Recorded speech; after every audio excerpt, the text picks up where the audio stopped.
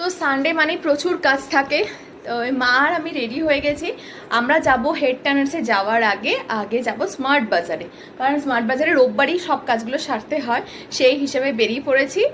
আগে যাব স্মার্ট বাজারে, কারণ আমাদের প্রথম দেওয়ার আছে ব্লাউজ করতে দেওয়া। কারণ আগের ইয়ারে আমি দিয়েছিলাম গড়িয়ার ওখানে ব্লাউজ তৈরি করতে, কিন্তু খুব একটা ভালো আমি স্যাটিসফাইড হইনি, কারণ ফিটিংসগুলো করে ভালো করেনি, তাই খুব বাজে করেছে। এবার হচ্ছে দেবলীনা দি, দেবলীনা নন্দী তোমরা সবাই হয়তো জানো, খুব ভালো সিঙ্গার।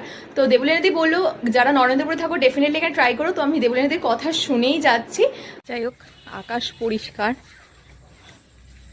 গাড়িতে যখনই হাত দিই, আমার মামা অলওয়েজ বলেছিল যে চাকায় আগে প্রণাম করে নিয়ে দেন গাড়ি বার করতে, কারণ যাতে না মানে চাকা তো লাইক আমাদের ধরো গাড়ি যখন আমাদের স্টিয়ারিং হাতে থাকে, তো চাকা হচ্ছে যেমন ভালো সেরকম খারাপ, কারোর যাতে না কোনো ক্ষতি হয়, সেই জন্যই বলে চাকা থেকে প্রণাম করে ভগবানের নাম স্মরণ করে দেন বেরোনো উচিত। তো সেটাই আমি করার চেষ্টা করি। তো চলো বেরোই এবার।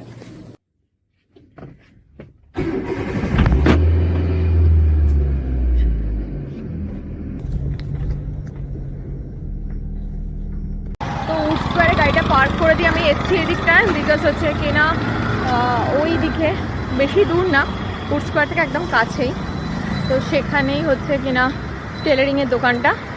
দেবলীনাদি বলেছিল দেবলীনাদির এখানে এসে কথা বলতে, আমি বলছি দেখি কি বলে।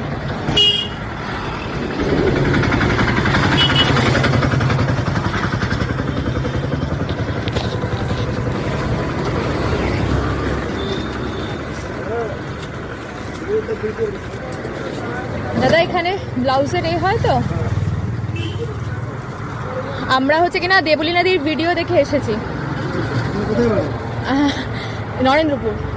দেবলীনাদি বলে এত কাছে, তো আমি বললাম ঠিক আছে আমি সেজন্য একবার দেখা যায়। দেবলীনাদি বলেছে এখানে এসে তোমাদের নাম মানে দেবলীনাদির নাম বলতে। আমি সেটা কুর্তিও দেবো কিন্তু, ঠিক আছে, ওটা আমায় ফিটিংস করে দিতে হবে। হ্যাঁ আমি ওই আশা নিয়েই এসছি।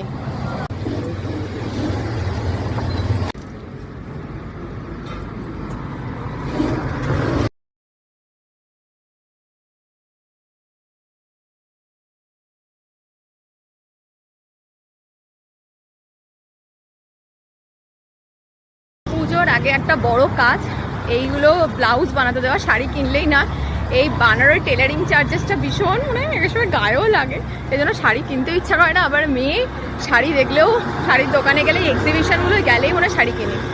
তো যাই হোক, বানাতে দেওয়া হয়ে গেছে।